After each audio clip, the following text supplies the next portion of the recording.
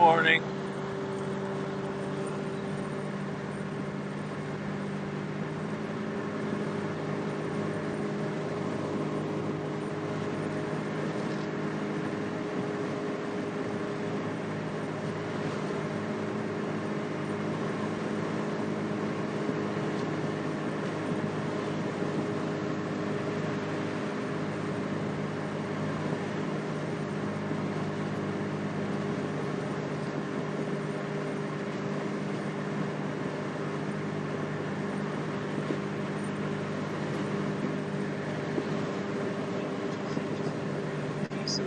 Of hunting equipment. It was also a multifunctional tool. Aaron says if the tools belong to the Clovis, they're likely to be around 13,000 years old. The Indians are off today. They open a weekend series against the Mariners Friday, their first game at Progressive Field since capacity limits and other pandemic restrictions were lifted June 2nd. This is WCPN. Support for NPR comes from this station and from Dataiku, an AI and machine learning platform designed to give everyone in the enterprise the ability to work with and understand data for better decision making. Learn more at dataiku.com. From Procter & Gamble, maker of Nervive Nerve Relief. Nervive is designed to reduce occasional nerve aches, weakness, and discomfort in hands or feet. Learn more at nervivehealth.com. And from Americans for the Arts. It's Morning Edition from NPR News. I'm Noel King. And I'm Sarah McCammon. Some have described the U.S. economy as red hot as it bounces back from the pandemic. We'll get a temperature check this morning when the Labor Department reports on consumer prices for the month of May. April's readings showed inflation at the highest it's been in more than a dozen years. Higher prices are a hardship for some people, but many others are still spending freely. NPR's chief economics correspondent. It's nice to be back. Good morning, Sarah. So, Dallas, what has been driving this? I need to get back to the Bat Cave and pay some attention to my roommate. I stopped in for a second and he was like, "Row, row, row, row, row.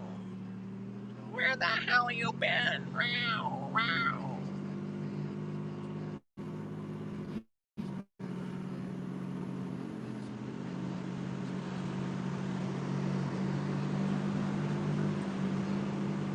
Ugh.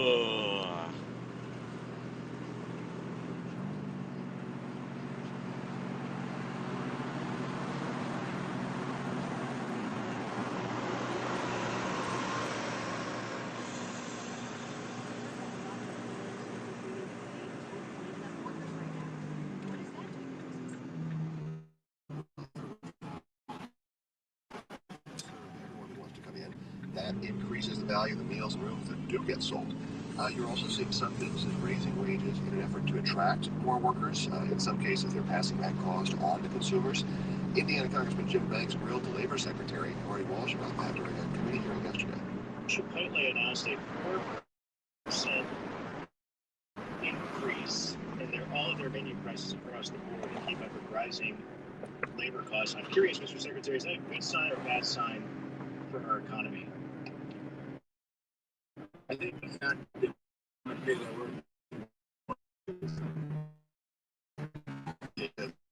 to keep the burrito to pay $15 an hour. If that means higher prices for guacamole and carnitas, that will ultimately show up in the inflation numbers.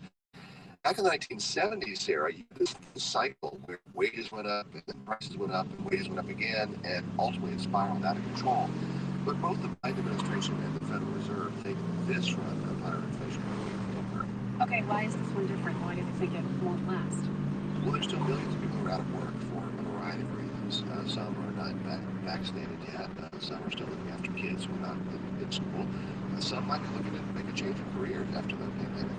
Eventually, we think most of those people will go back to work.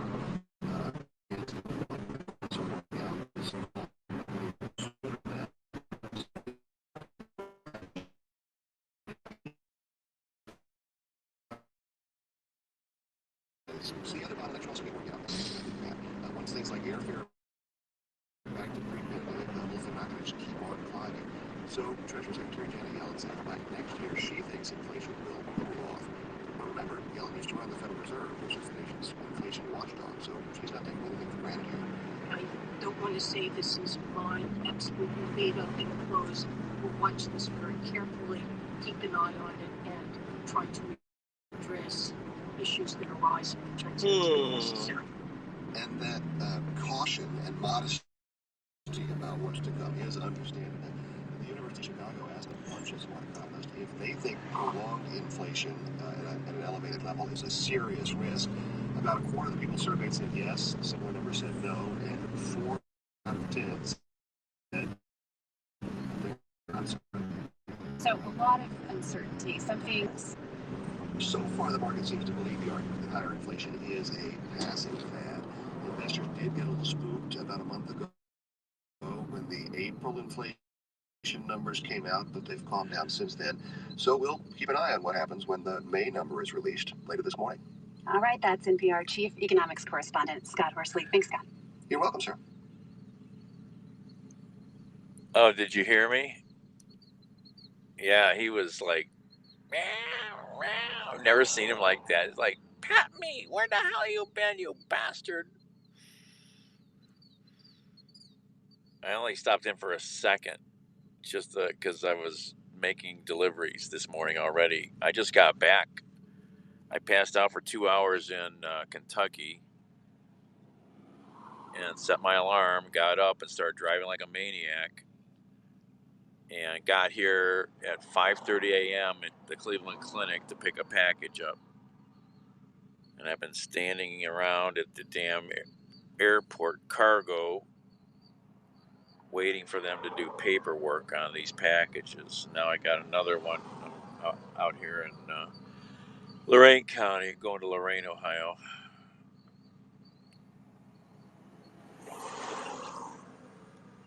Oh my gosh, he was like, what the hell, man? I mean, my sister's been stopping over like yeah, coming back was pretty fast drive from, it was, I don't know exactly where I was, but it was 4 hours on the, that's showing no stops, 4 hours solid driving, but it was a good time to go fast, sort of, no traffic at all. But there was fog. There was fog here and there. Fog is evil.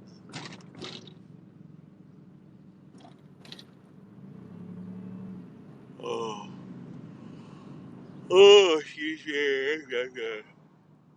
Bump. Ugh.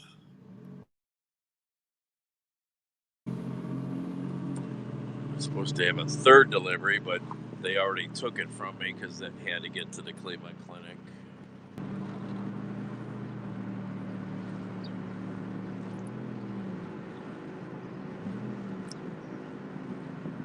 I'm not saying anything about the weather because it's sun shines out, but I heard shit on the radio. Freaking weather, my God. Oh,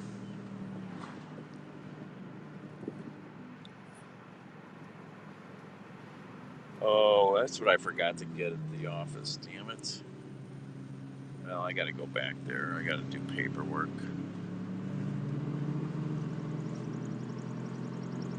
Plus, I dragged my garbage can out real quick. There was some nasty stuff that needed to get gone.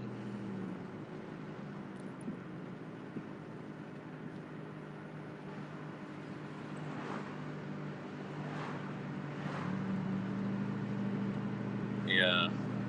It didn't slow me down much. It wasn't super bad, I was able to pretty much always see like another truck's taillights way up in there, which is a good indicator somewhat, but it's still stupid when people drive in fog that fast, back in the day when I traveled a lot more across country, I always had fog lamps on the car down low. They make a big difference in how they cut through the nonsense. I think this is where I turn. Should I look at a map?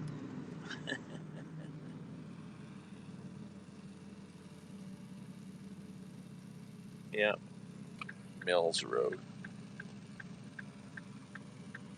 Oh. I made good time. I was making minutes actually, and then I had to stop. I needed coffee, so I stopped north of Columbus at a Pilot, grabbed 10 more bucks of gas and a freshly delivered apple fritter. Yum, yum, yum, yum, yum.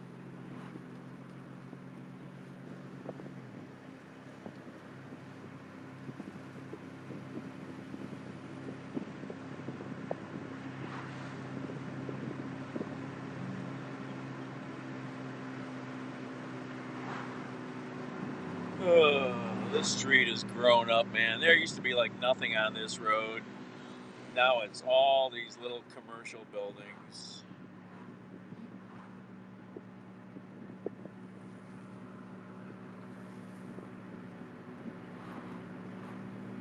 I haven't driven this in daytime in a long time.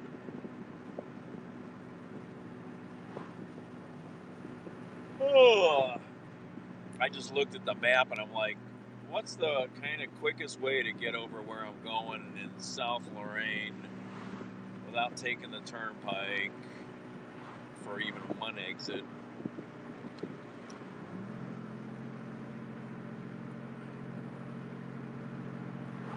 So I'll drive a couple of streets up here I probably haven't driven in a long time.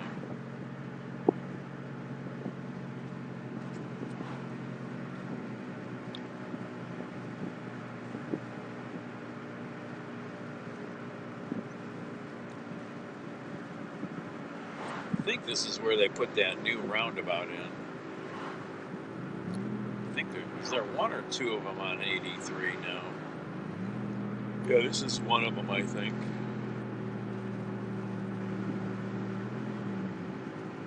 Ugh.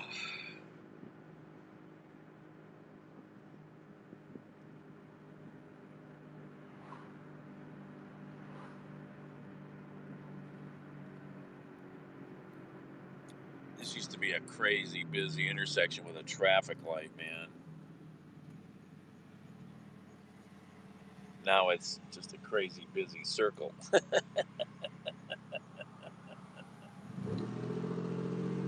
But it's a lot more efficient and it doesn't cost any money to run.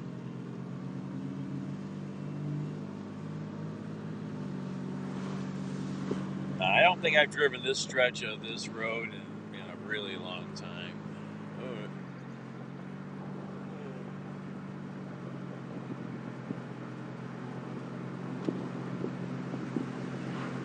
Oh.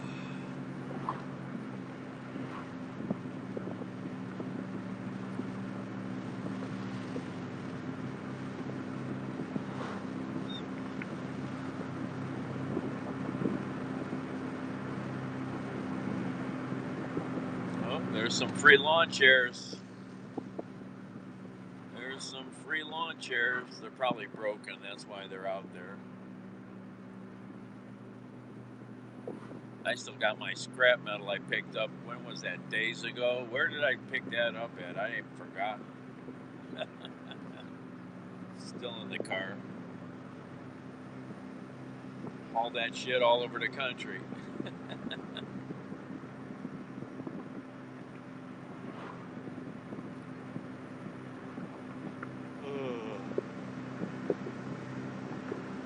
Oh.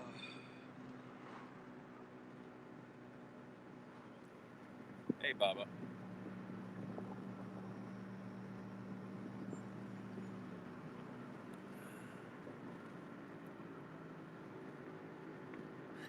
Thanks, Baba. In the last few weeks, that might be true. All right, I forgot. I guess I turned right. Oh, shit. Where are we at? Turn left. Sorry. I don't think I've ever taken this crisscross here.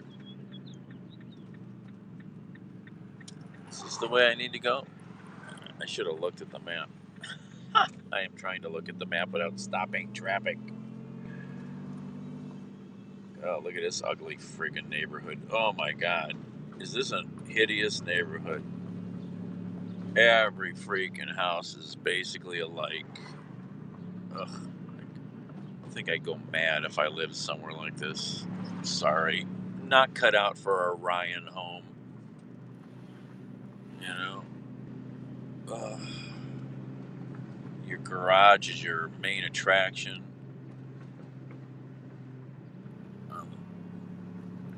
Nothing has any interest or character. It's pretty sad.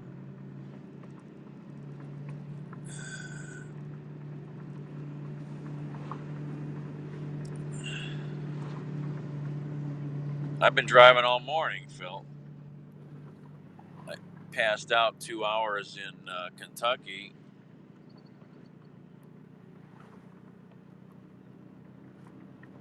Set the alarm, got up at 1:20. I left there about 1:30. No, maybe it was 1:35, whatever. Got to the Cleveland Clinic at 5:30. I was hauling. Oh, the video freeze again. What the my phone, this phone is crashing all the time. Son of a bitch. I gotta get new devices. This is pissing me off. This phone's, I don't know if it's the phone or if it's the app.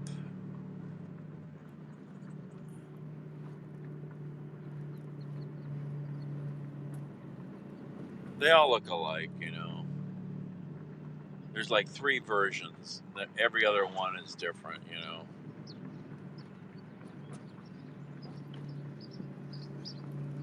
You know, I mean, these are horrible developments. People that have no idea how to live in like a traditional neighborhood with a house that was already built. Gotta buy in a new neighborhood so we have good resale value, Martha.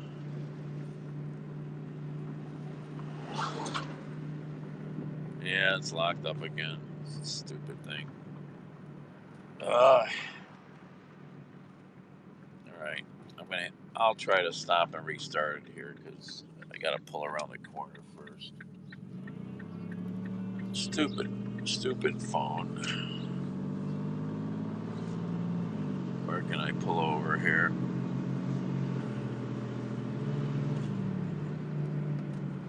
Where can I pull over? What's that?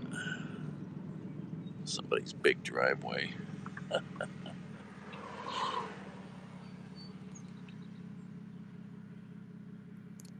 Yeah, that's just a hideous architectural design. All right, let me. Yeah, I'm gonna restart. I'll be right back.